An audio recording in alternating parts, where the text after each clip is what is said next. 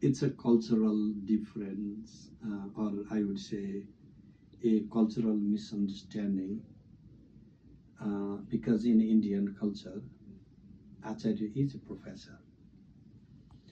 But you are right that there are also some differences in what is expected from a professor today and what you anticipate from an Acharya. So for that, let me just break down the word Acharya. A is a prefix. This is a Sanskrit word, and Sanskrit words have prefixes, suffixes, and the verbal base A and char is to conduct or move, and can also to consume. But in this context, to act or to have the conduct, the person who acts on it is Acharya. So I could be a professor teaching socialism, and then I could be investing all my money in real estate and stocks and profiting from others' miseries.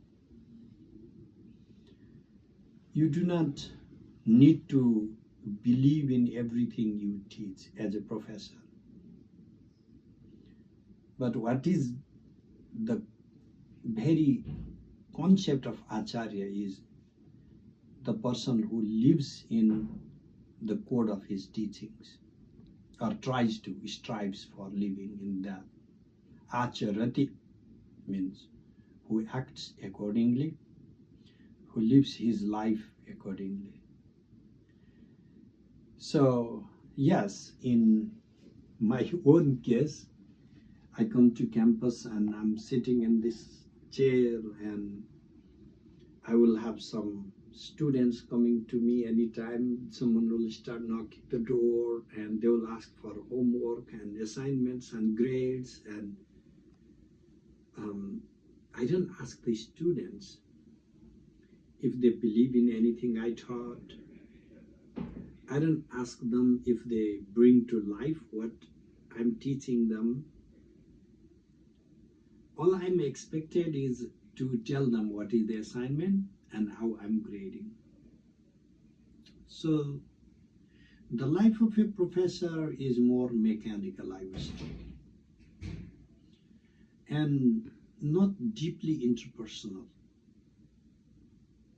The life of a Acharya, the life as an Acharya, is very interpersonal. And not that I can comprehend what is going on with all my students, but sometimes it just hits back. Like I can see in the faces when my students are stressed, when they are going through acute trauma, and everybody can, so how to help them out?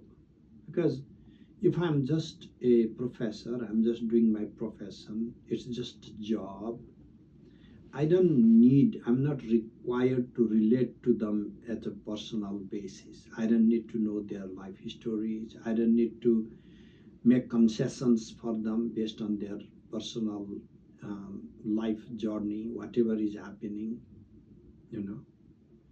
But then sometimes the Acharya in me kicks in. And when the students come and tell me like how somebody they love is in hospital, or they got their car broke, or all kinds of things happen in people's lives, then I cannot be heartless,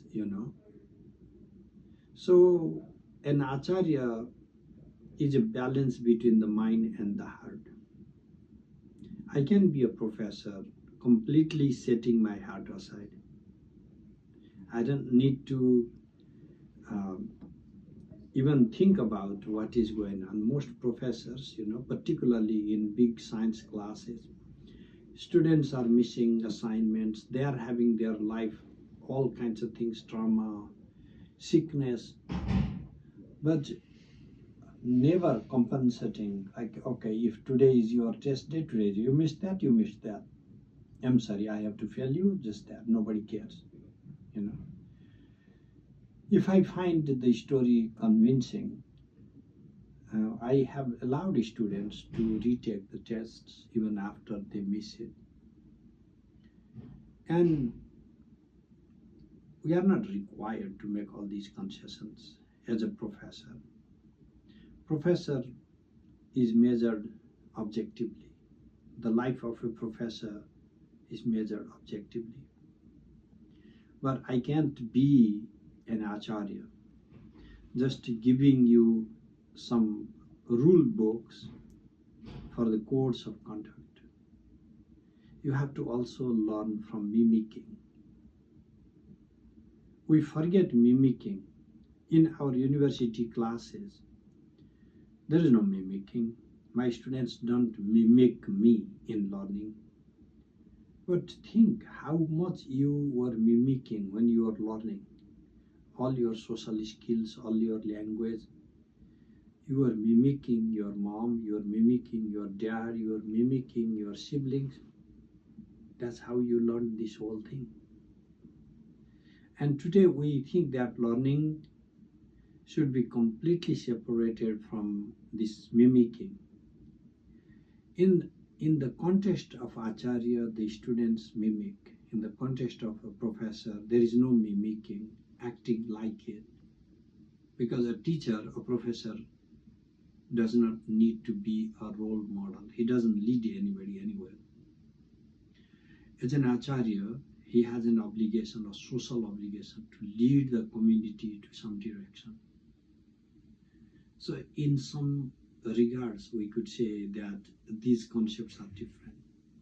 Or unfortunately, because of the cultural gap and the way the teaching institutions have become like a profit-making industries for some, and then the state control for the manufacturing of workforce through the universities. Today, university professors are nothing more than any other factory workers, which is very sad. Acharya is not a factory worker. Thank you.